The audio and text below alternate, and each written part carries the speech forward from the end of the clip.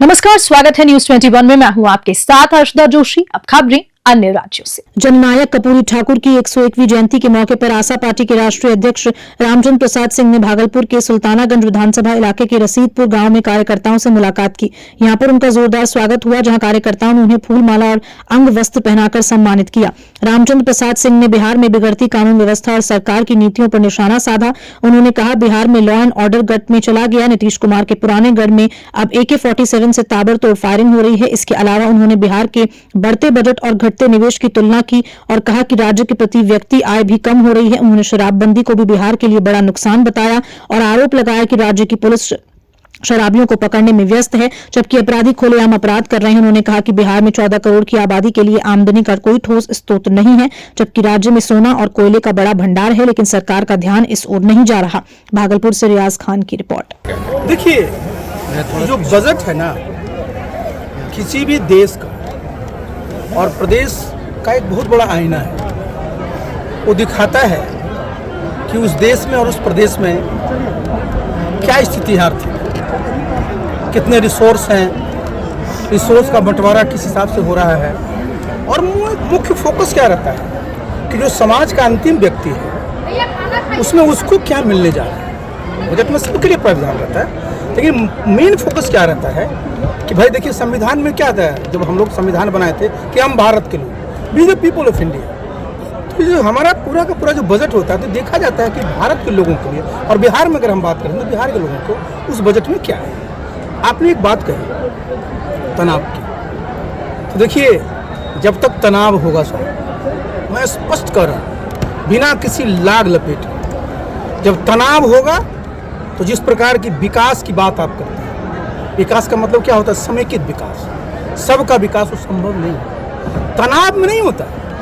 जब तनाव रहेगा, लोग तनाव में रहेंगे, तो तनावग्रस्त समाज का क्या विकास हो सकता है। उसको तो सबसे पहले आपको तनाव को समाप्त करना है। और जिस बात की मैंने चर्चा की थी और बिहार के संदर्भ में हमने कहा था कि भाई 2005 से 2010 में जब नीतीश बाबू सरकार में आए थे, तो क्या कहते थे लोग कि जंगल राज है पहले, और क्या था कि कानून का राज, और ये सही है। 2005 से 2010 में मैं उनके साथ था।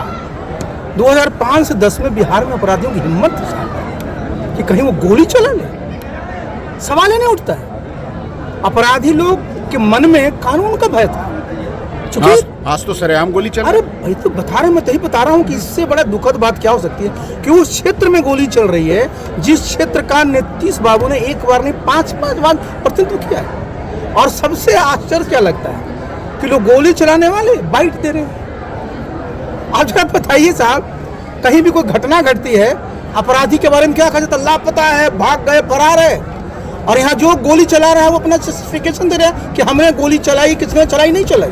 मतलब क्या है साहब, ये बिहार के लिए सबसे बड़ी चुनौती फिर से आ गई कि बिहार फर्क उससे वहीं खड़ा हो गया कि जब एक जगह जब गोली चलने लगेगी ना, कैसे रोकिएगा। देखिए कारण क्या है कि नीतीश बाबू तो वही है जो 2005 में थे, नाम तो वही है, मुख्यमंत्री भी यही है। 2005 और 10 में जो एक सरकार का जो इकबाल था, सरकार इकबाल से चलती है। इकबाल गया क्यों, आपने छोड़ा क्यों उनको? हमने नहीं छोड़ा, आपको तो मैंने बता ही दिया, हमें नहीं छोड़ा।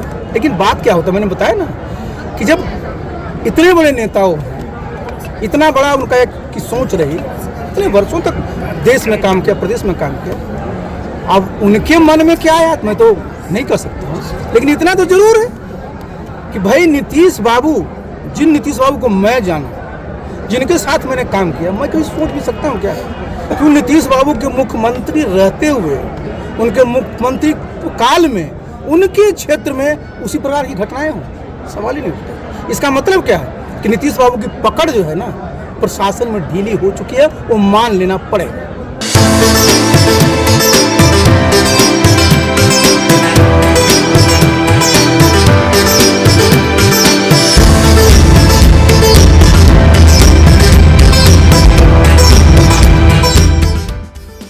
भीम आर्मी छत्तीसगढ़ के प्रदेश प्रभारी एवं पूर्व मध्य प्रदेश के प्रदेश अध्यक्ष की तरफ से समस्त देश एवं समस्त प्रदेशवासियों को 76वें गणतंत्र दिवस की हार्दिक बधाई और शुभकामनाएं।